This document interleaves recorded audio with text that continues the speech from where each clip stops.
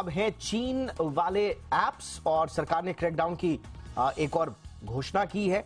इन apps को तुरंत जो है वो बैन किया जाएगा और ये सामान्य लोन लेंडिंग एप्स तो हैं ही, साथ ही साथ में कई बेटिंग एप्स भी हैं जो भारत में बेटिंग की आड़ में, ऑनलाइन गेमिंग की आड़ में इस तरह से लोगों को उस ट्रैप पे फंसाती थी और फिर उसके बाद आपके पर्सनल इंफॉर्मेशन का इस्तेमाल करके आपको एक्सटॉर्ट करना, टॉर्चर करना और उसके बाद आपसे पैसों की उगाही। ये था इनका पूरा काम, लेकिन अब ये सरकारी रडार पर है, ट्रैप में है और इस तरह का क्रैकडाउन हमें लगातार देखने को मिल रहा है, भविष्य में भी देखने को मिलेगा। लेकिन सीख क्या है, कब तक ये चलते रहेगा? क्या एक बार में सफाई मुमकिन नहीं है?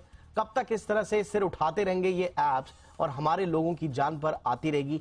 जान पर मैं इसलिए कह रहा हूं क्योंकि बहुत सारे लोगों ने इन ऐप्स की प्रताड़ना से तंग आकर खुदकुशी तक की है। इसलिए ये बहुत महत्वपूर्ण विषय है, एक आम जनजीवन, एक आम नागरिक के जीवन से जुड़ा हुआ। अमित जी, अब ये जो बताया जा रहा है कि बिना प्ले स्टोर के या बिना एप्पल स्टोर के ये ऐप डाउनलोड हो जाते हैं, ये कैसे हो जाते हैं सर? ये क्या चक्कर क्या है? ये कुछ एपीके ऐप्स वगैरह कुछ की बात की जा रही है, क्या होते हैं ये? देखिए दीपक जी, जिस तरह से प्ले स्टोर पर ये सारी एप्लीकेशन होस्टेड होती हैं, गूगल का प्ले स्टोर है या एप्पल का जो ऐप स्टोर है, उसी तरीके से कई सारे ऐप स्टोर्स होते हैं। सैमसंग का भी अपना है, कई सारे और भी प्लेटफॉर्म्स हैं जो एप्लीकेशंस होस्टिंग करते हैं और वहां से भी एप्लीकेशन आप इंस्टॉल कर सकते हैं।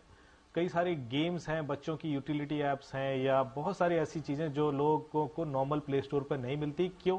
क्योंकि वहां पर वो एप्लीकेशंस उन क्राइटेरियाज को फॉलो नहीं करती जो सिक्योरिटी के पॉइंट ऑफ व्यू से जरूरी है।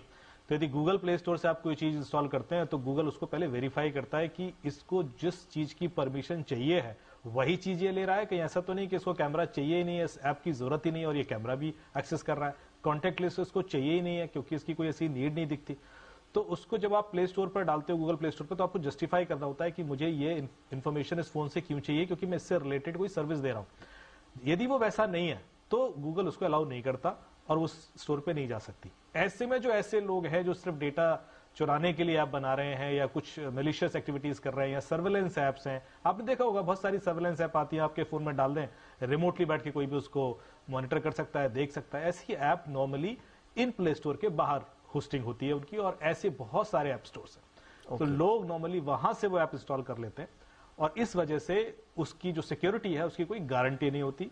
वो डेटा कहां जा रहा है, क्यों लिया जा रहा है, उसको कोई चेक नहीं करता और वो डेटा इवेंचुअली क्रिमिनल्स के हाथ में पहुंच के मिसयूज भी होता है। तो ऐसे में जो सबसे बड़ी जो गवर्नमेंट ऑफ इंडिया के लिए मेरी जो हमेशा से एक मुहिम रही है कि हमें अपने ऐप स्टोर की जरूरत है।